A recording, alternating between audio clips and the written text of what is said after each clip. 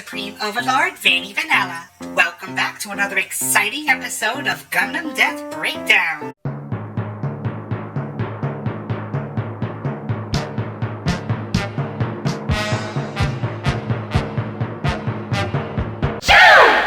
So we've got a rare part 2 from the last breakdown video featuring Tokwan. We last left off with the Zeon Ace and his Big Crow being defeated by a stroke of plot armor. But just before the episode ends, we see the subject of this video. Of course, I'm talking about possibly the quickest one-and-done Zeon pilot, Dimitri. I know, you're probably sick of all these nobodies getting killed in Gundam with me covering them, but I have made it my solemn duty to cover every single death in Gundam. Also, we're going to try and figure out exactly why the Zakrello wasn't launched in tandem with the Big Crow. So let's dive into this quick one and get that pesky spoiler alert out of the way. And let's break it down. 3, 2, 1. So Dimitri, not to be confused with an even lesser known Federation ace pilot, Texan Dimitri, was a Master Sergeant of the Principality of Zeon. Not much is known about him outside of the fact that he was aboard the Zanzibar under Tokwan during the 1-year war. When Tokwan was killed by the Gundam, he wanted immediate vengeance and asked Char to go out and fight. But Char had just lost both the Big Crow and the Dom in the previous battle. He wasn't about to take another L. Now, Dimitri is a young mobile armor test pilot, and seeing his most likely mentor killed before him, this has fueled him with the desire for revenge. So instead of listening to Char, he launched by himself in one of the more stranger mobile armors Zeon has ever concocted, the Zakrello. See what I mean? The MA-04X Zakrello, one of the strangest designs in Zeon. And that's considering that this is the same faction that gave us the Adzam and the Luna tank. It's certainly a fearsome mobile suit with its spooky face and Gigan blades. And it was one of the earliest mobile armors developed by MIP. It was propelled by 2 huge thrusters which gave it incredible speed and acceleration,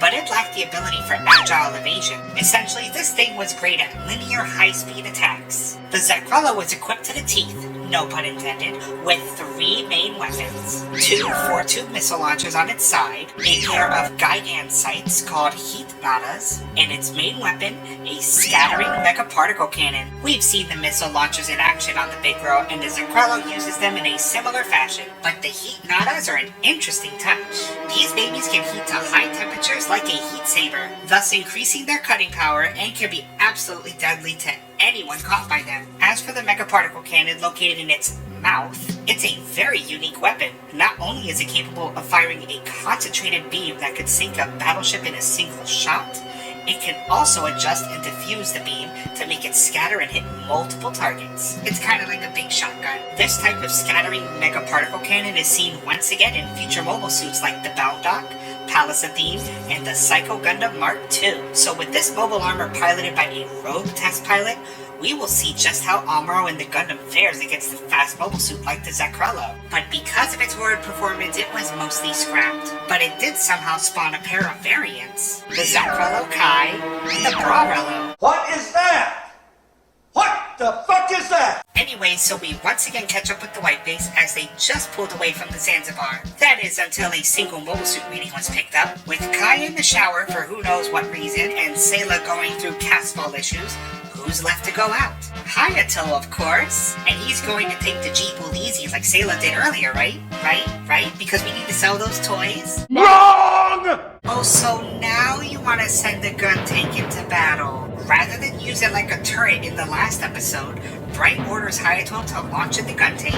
Amuro questions why the gun tank, but then comes up with yet another conversion for the Gundam. Oh, goodness gracious. The Gundam Sky. Yeah, remember the G-Sky's rear thruster? Well, they take the Gundam's top torso and slap the bottom of it with the G-Sky's thruster. Behold, the Gundam Sky. Dimitri engages in combat with Hayato, and of course he's going to have the upper hand against a tank in space. The Zakrello is fast and everyone realizes it's even faster than the previous mobile armor they fought, the Big Bro. So a little confusing part happens here that I don't have an explanation for. The Gundam's beam rifle shot is somehow deflected by the Zekrello's armor. There's no eye field on the thing, and nothing special about its armor is ever mentioned. The only thing I can think of is that the angle it hit along the Zekrello's eye allowed a deflection. That's literally the best I could come up with. Comment down below what you think. The Gundam sky was closing in and Dimitri shifts his attention to Amuro. Another strange deflection happens, but we see the cutting power of the heat nadas. Just the tip was enough to cut the Gundam sky's booster, but not too much. We can't have the main character die this easily. The fight becomes a 2-on-1 handicap match between Hayato and Amuro against Dimitri. Now this would have been the moment where Dimitri should have said, you know what? Maybe I should just head back to the Zanzibar. Maybe I should just forget the whole revenge for Tokwan thing for now. Maybe I should just get some backup and we'll just fight another day. But, much like our wonderful level-headed Zeon pilot, Gene, he isn't going to back down from a fight. He has way too much confidence. Dimitri notes that the Gundam sky is a bit of a pain, so he was going to focus his attack on the gun tank, but when he takes his eyes off Amuro for 1 second, the Gundam sky was already barreling towards the Zekrello. Another tip of the heat nada hits the elbow plating of the Gundam. Again, this would have been a devastating hit if the Zekrello had a better pilot. Instead, this is the moment where the Zekrello was left wide open for a counterattack. You fool, same old move.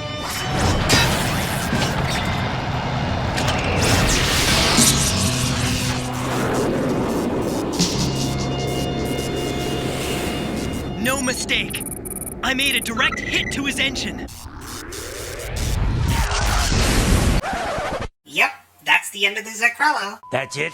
Dimitri was so confident that he had the Gundam figured out that he didn't realize his backside was completely exposed for the Gundam to stab its beam saber into the Zekrello. Now, I would have loved to have seen Dimitri panicking in this situation as all of his controls begin to short out and explode around him, but instead, the Zekrello just turns around, looks at us one more time before going out with a bang.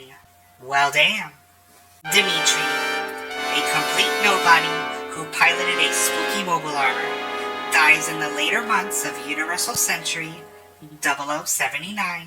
So not only does Dimitri get killed so quickly and easily, he also gets absolutely roasted post-death by both Amuro and Char. My computer predicted his moves almost too easily. What was he trying to do anyway? Amuro, do you read me? Destruction of mobile armor confirmed.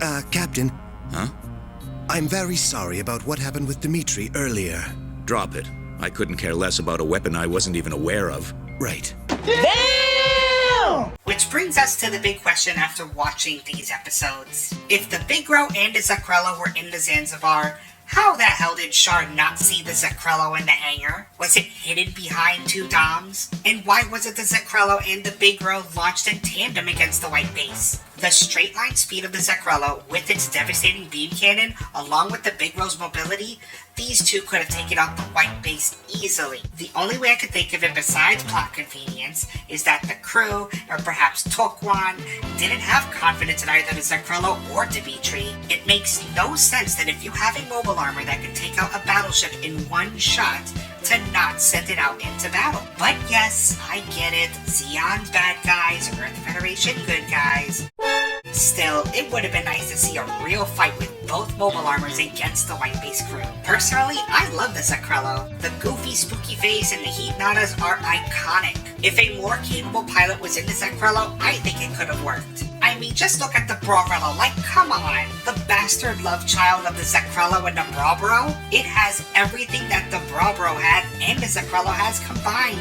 Wire-guided beam cannons, even the heat nadas were wire-controlled. It was so cool. But as for Dimitri, perhaps if he wasn't so hot-headed or overconfident, he could have done some damage with a team of mobile suits or even some ships helping him out. Instead, he goes down as one of Amuro's most quickest and more easier kills in the 1-year war. Congratulations, you made it to the end. The cringe is over, unless you want more. Do it. Click those videos in the box. Do it. Do it.